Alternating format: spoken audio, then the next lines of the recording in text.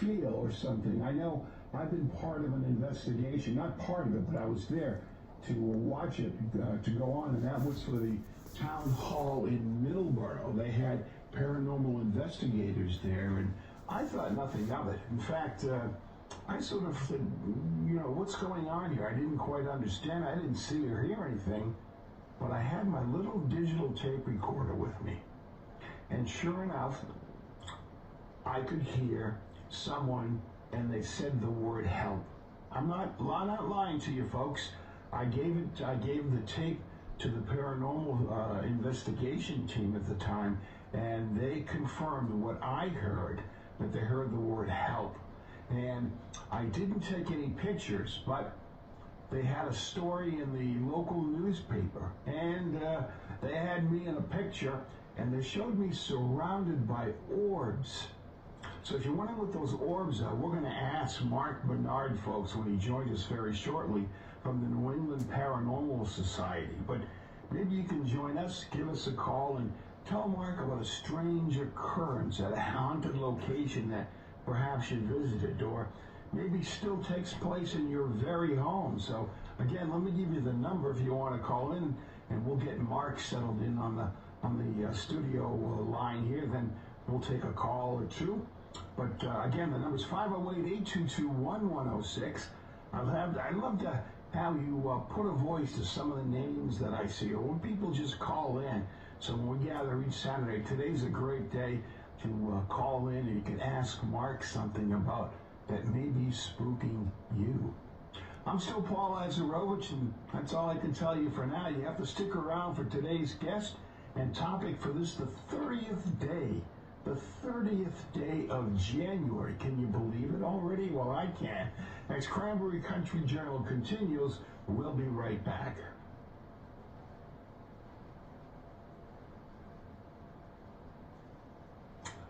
Well, I'm still here, and let me see if I can play this one. Okay. And I'll hit this one. You're seeing the magic of radio behind you now, folks. I'm not having any luck pushing buttons today, but I hope I can push your buttons so you can call in to our studio at 508-822-1106. Let me see if I can get this to work here. Okay. No luck with that one. I may ask Bob Fulsick to call in to help me here. Okay. I think I can do this now. Here we go. There's the famous theme song. So let me make a phone call. We'll talk to Mark Bernard from the New England Paranormal Society, NEPS, NEPS, as Cranberry Country Journal continues in a second or so, right after a couple of these messages.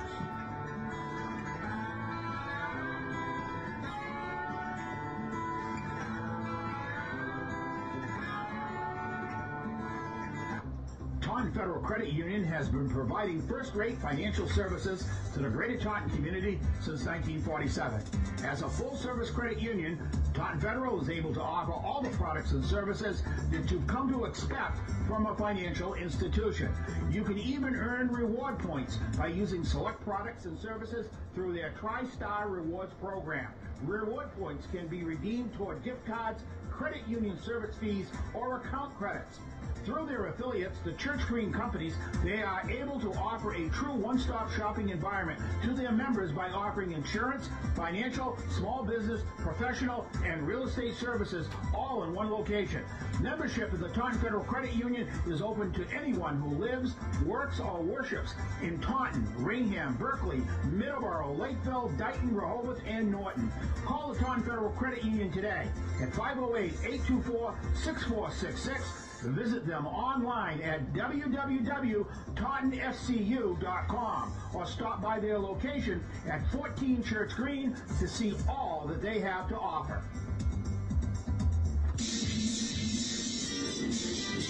Hi, I'm Chris Keach of the Morning Wake Up News here at WVBF. My good friend Joey Driscoll has an amazing program all about Middleborough Sunday mornings from 7 a.m. to 8 a.m. It's called Middleborough in Review. He talks about sports. He talks about local events in Middleborough and anything of interest in Middleborough and beyond. So join him, Middleborough in Review, with Joey Driscoll, Sunday morning, 7 a.m. to 8 a.m., only here at AM 1530 WVBF and at 99.7 FM.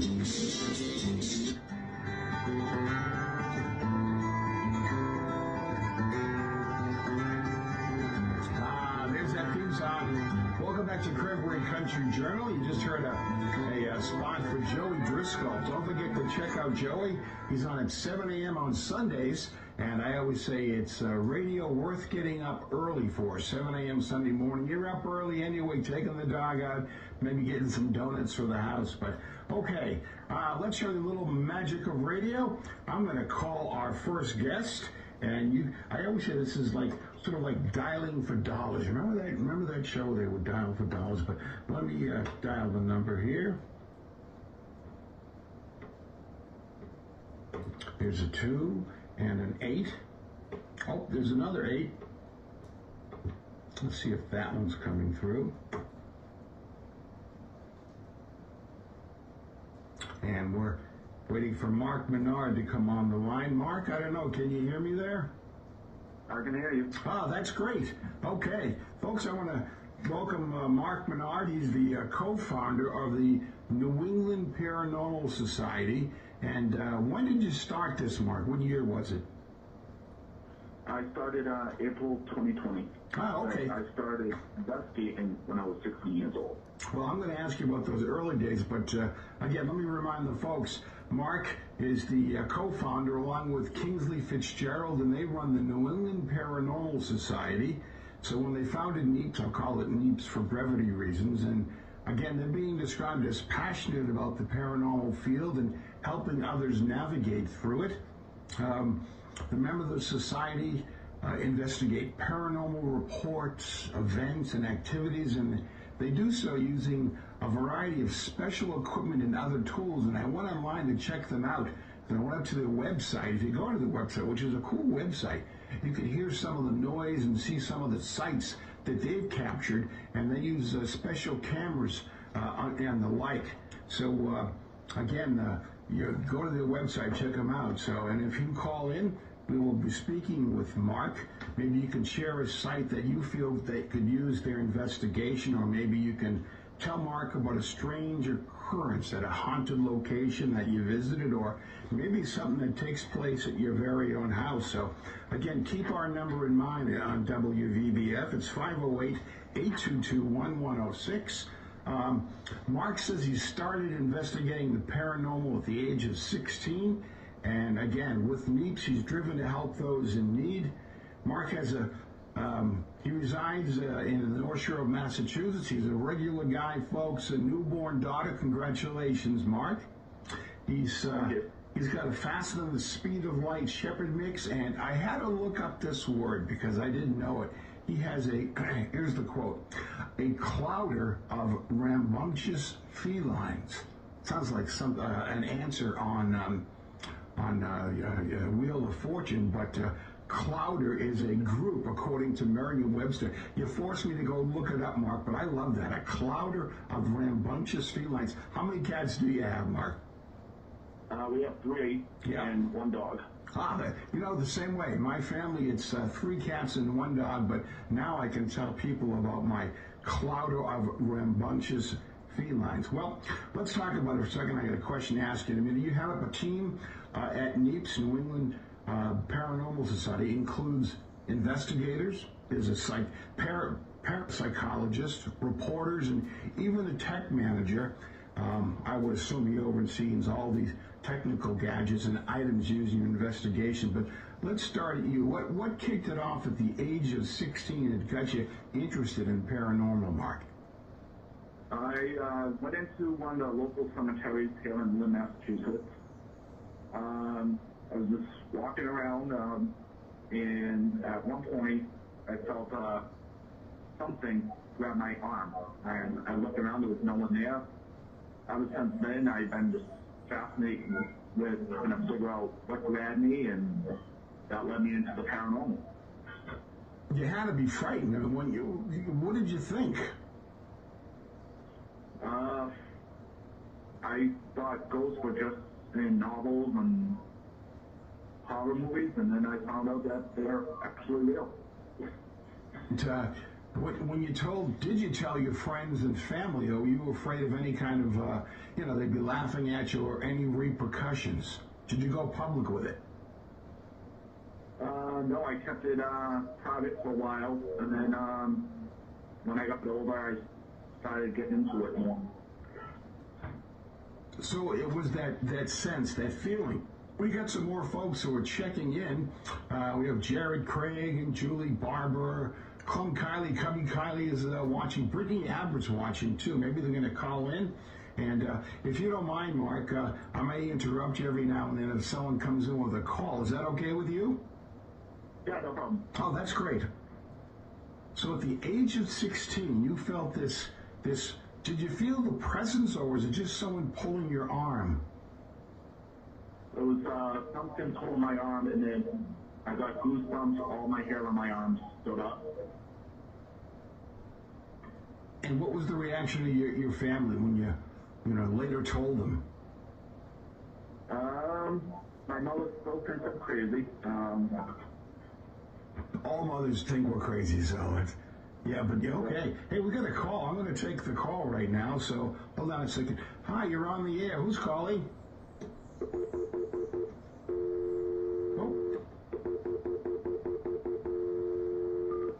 Oh, I got to go back and give Mark a call, because I think I just unhooked Mark, folks.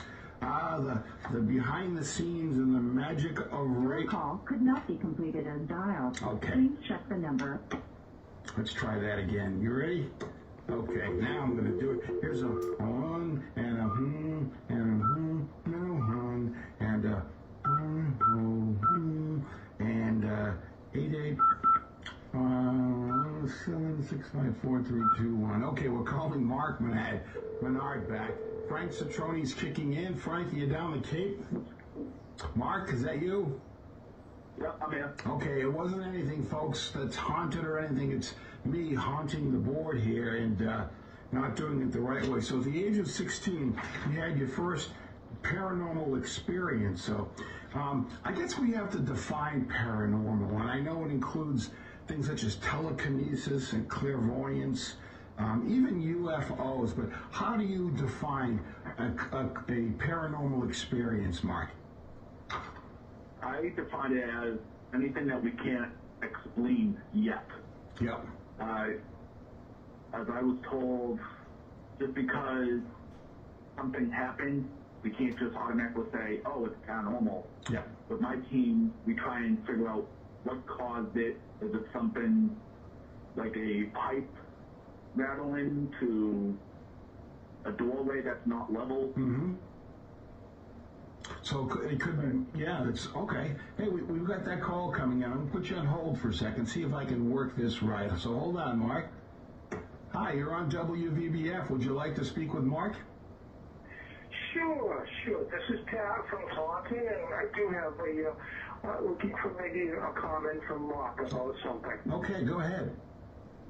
Okay, so Mark, here's the situation. It's not spooky, but it's rather intriguing for me. My wife passed away about 10 years ago. Just prior to that, we brought on board a couple of black labs, and they only got a little less than a year that they had to spend with Mom before she passed. So here's my point. My black male, okay, he will, in the living room, I've got my wife's portrait up there and whatnot, and these are dogs that don't bother. They're not interested in mirrors or anything like that. They don't even look at themselves in the mirror. But the man will get up on the couch, and he'll get on the armchair, the arm of the couch, and he will point and stare at Mom's picture.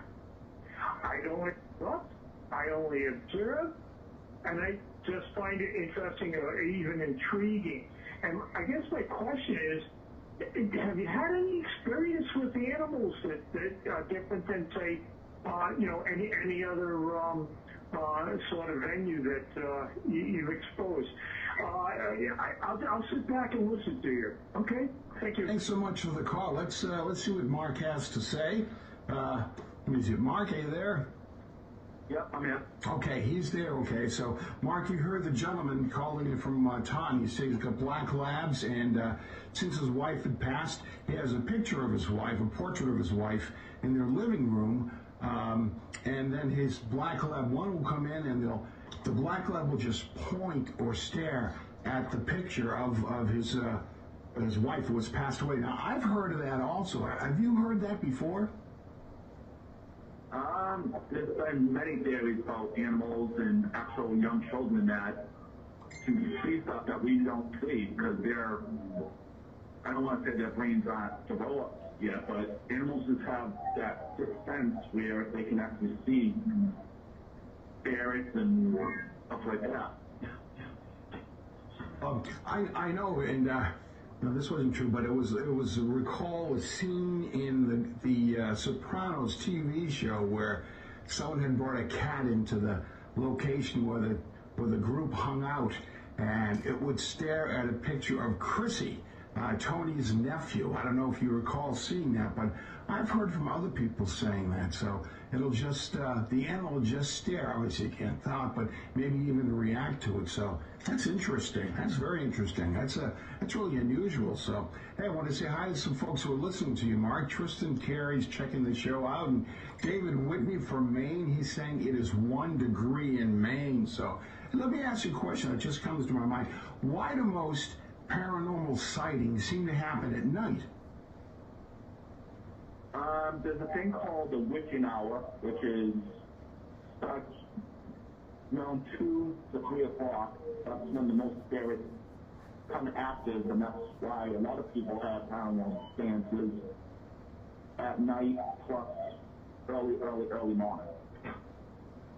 So that's sort of the hotbed time for paranormal activities to occur. But have you seen or been part of paranormal activities during the day?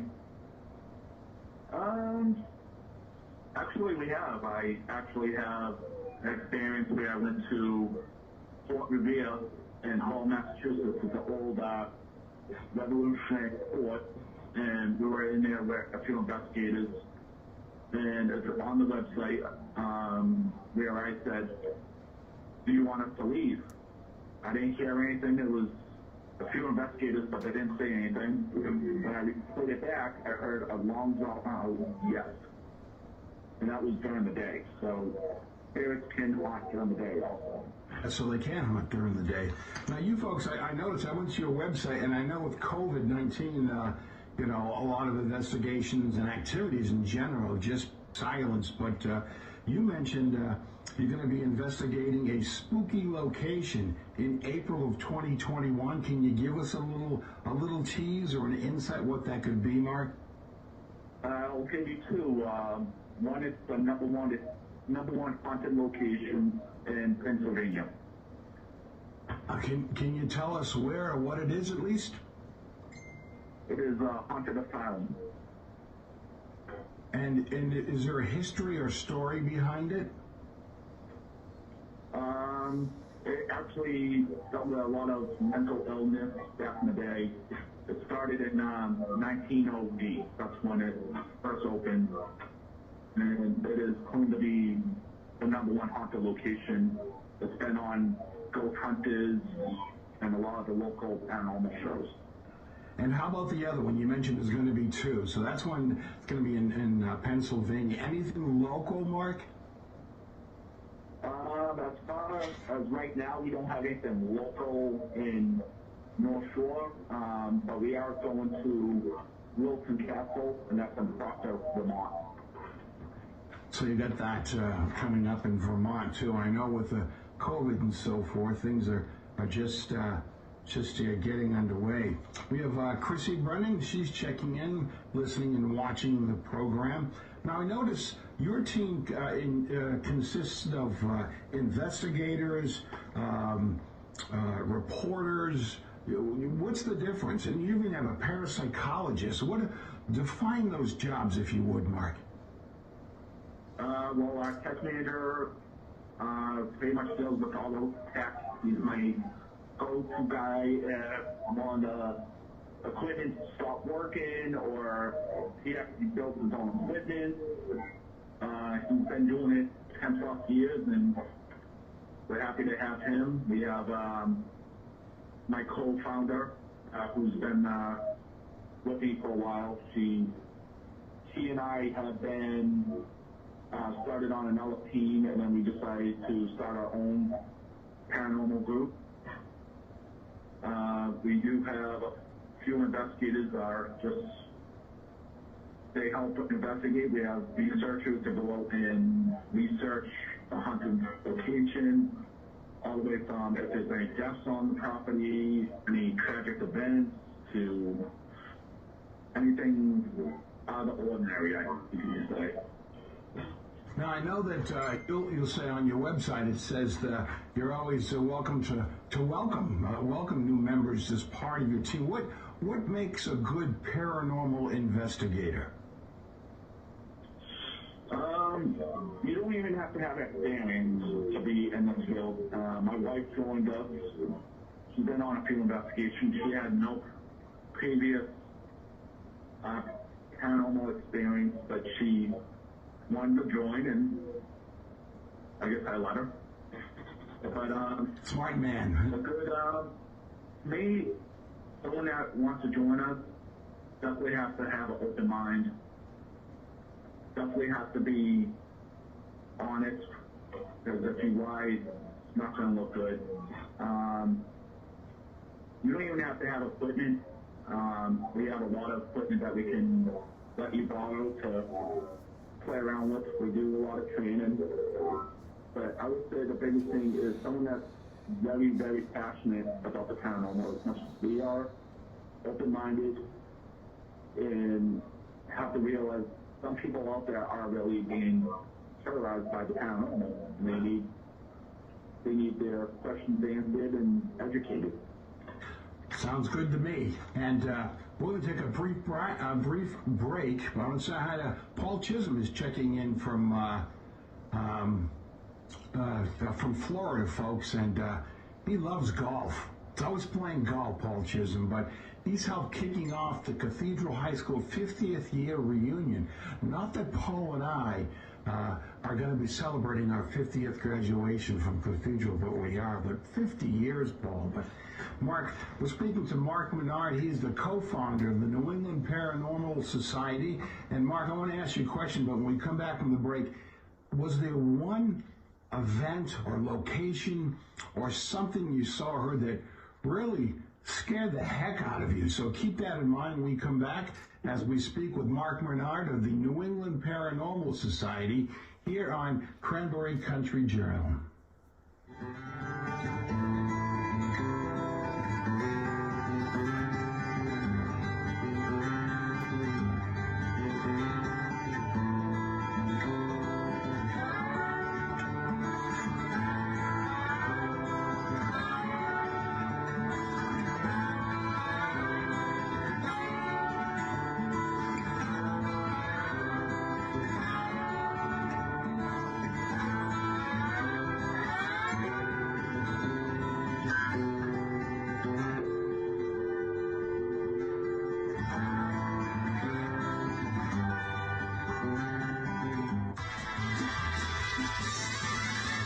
Hi, this is Chris Keach, host of the Morning Wake Up News on WVBF. Beginning at 10 a.m. weekday mornings, I present a fast-paced 2 hours of the latest local headlines, New England sports, and the 3-day weather forecast. I also liven things up with several featured segments, including little-known facts with Chaz Allen, Our Daily Bread, the Legal Report with attorney Amy E. Feldman, a checkup on health, and a report on your pet's health as well. Jet Williams will bring you the stories behind the scoreboard with Jetstream Sports, and the USA Radio Network has the latest world and national news. So please join me Monday through Friday, 7 a.m. to 9 a.m. for the Morning Wake Up News. It's all here at AM 1530, WVBF, and 99.7 FM. We are your hometown radio station.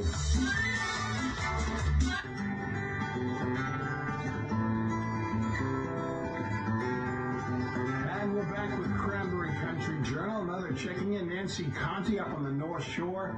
She makes some great stuff. I'll notice on Facebook, she always has recipes for cookies and stuff. And she's going to have to send some of those in. But only kidding, Nancy. Not really, but Nancy and Rose are always cooking. So let's go back to the phone again. We're speaking with Mark Menard. He is the co-founder of the New England Paranormal Society. And I asked him just before the break, was there one site, something that you heard or saw that really scared the heck with you? So let's get back with Mark. Mark, you still there with us? Mark, you still there with us? Oh, looks like we lost Mark. I guess we're having a little paranormal experience here with the phones. Let me dial Mark back in. Mark, you still? Let me see. Check him now. Okay. Again, you're going to see the magic of radio, folks. So let me dial that number in. I'll tell you, there's a 5 and a 7 and a and a and don't forget that number. So we're bringing Mark back on the air. I'm waiting. Hopefully, Mark's coming up. Mark, you there?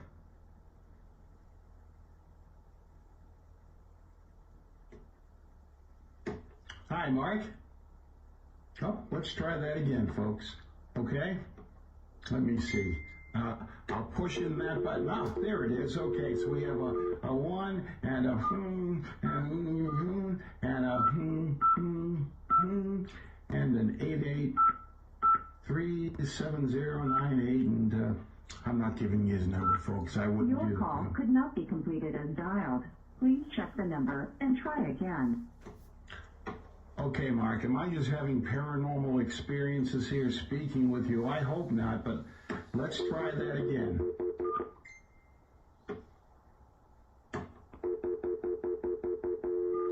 I'm dialing the number. I feel like that old dialing for dollars with on the TV years ago, where they see if you were watching the movie and they had a number. There's the ring. So, okay. Waiting for Mark. Hi, Mark. Sorry about that. I think I need a paranormal investigation about me and the phones here. But so I asked you before the break. Again, folks, we're speaking with Mark Menard, the co-founder of the New England Paranormal Society. And was there one event, occurrence, or something that scared the living daylights out of you? Yeah, we did. I actually did have that experience. It was at Murdoch, Whitney, and Isaac Morris house in Wichita, Massachusetts. I'll give you the backstory and then I'll get into it. My wife and I, one of our investigators and his friend were on the dining room table at the Isaac Morris house.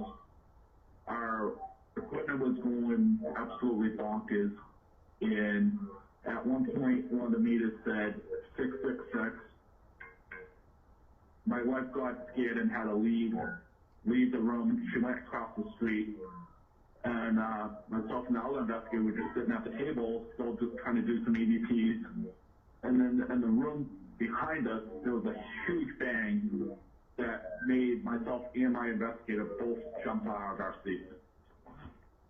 Did you discover what it was? No, we didn't. We went into that room. It was the gift shop, and we looked everywhere. We didn't see anything that fell or could possibly make that sound. And come to find out, they actually have a lot of activity in that gift shop. So there are instances then where you'll do an investigation and you don't come to any conclusion as to what it was or could be? And then I would label that as paranormal. It's not a ghost. It's just something that we can't explain yet. You know, are there any, have you been, someone proposed you checking into a site or something that they felt was haunted or even a little dangerous? Is there anything you won't investigate? What was the question again? Sorry. Yeah, you've been involved in various types, and say someone wanted you to look into something that may have been haunted or there was a murder there years ago. Are there any locations, events, or activities that you won't investigate? We do when someone sends us an email that they want us to investigate, we'll go and we'll research the location. We'll actually have one of our members call that person and do a little interview with them. And then from there, we'll decide if we want to do that investigation. But we had people contact us saying that they're seeing demons and they're following them around and all this other stuff. So what we did was we took that information, we researched it, we come to find out that he actually had 10 different Facebook accounts, and one of them said he was a paranormal investigator. And then when we checked the location that he gave us for the location, it was just woods. So with all that information, we found out those were red flags that this guy might be mentally unstable. I can understand that. Have you, you or some of your team members, have you had experiences where the spirit or whatever it is that you saw, the ghost has even followed you beyond the site that you're checking into? In other words, they come home with you?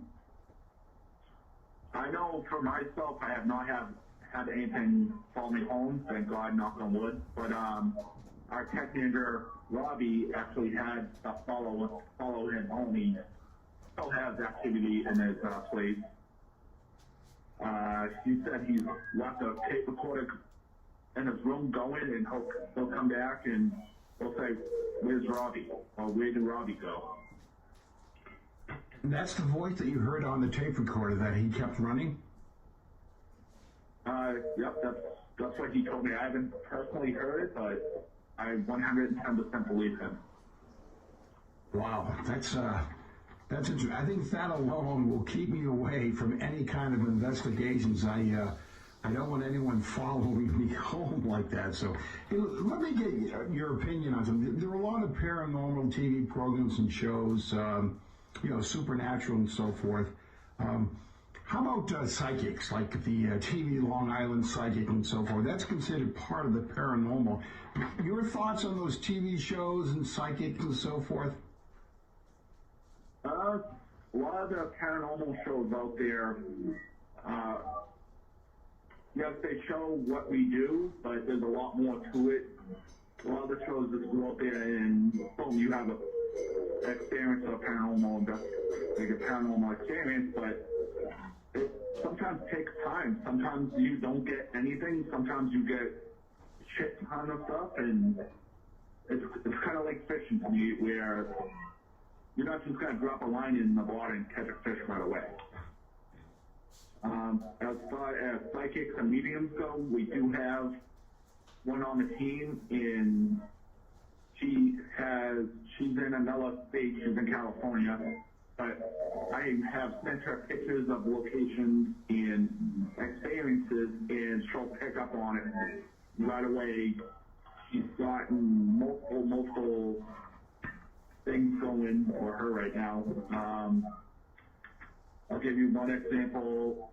We had a case in Brockton where they actually found out that it used to be a cemetery across the street. And she's actually been able to pick up on that and actual some of the spirits that were haunting that location. Well, it's diverse on what you see and hear and find all the time. We're just coming up on time, Mark. I got pages of questions because you really got me looking around and investigating you and also the Paranormal Society and paranormal activities. Can you give us your website address so if folks want to find out more about the New England Paranormal Society, they can contact you or check it out? Absolutely. It's on www.newenglandparanormalsociety.org. It's all one word. That's www.newenglandparanormalsociety.org. But also on Facebook, if you have Facebook, it's at the New England Paranormal Society, and that's all one word.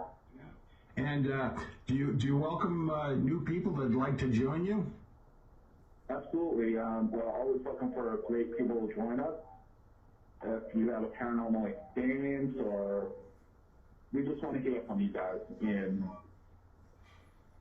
that's what brought to this, is helping others. Mark, it sounds like it's a lot of fun for you and the members of the team. Am I correct? Sometimes, yeah. Sometimes it can be really fun. Sometimes it can be stressful. Sometimes it can just scare the shit out of you. Whoops, okay. Got to watch that. We're live on the radio. So,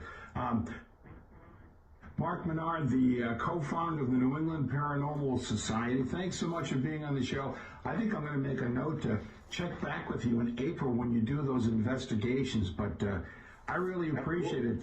There's so much more I wanted to ask you. I wanted to talk about EVs and all that special equipment, but we'll have to save that for another day. Mark, thanks for being on the program. Thank you for having me. It was my pleasure. Wow, you're listening to Cranberry Country Journal, folks. If you have a suggestion, by the way, for a topic or a guest, you can always write me. It's very simple. It's at cranberrycountry@hotmail.com. cranberrycountry@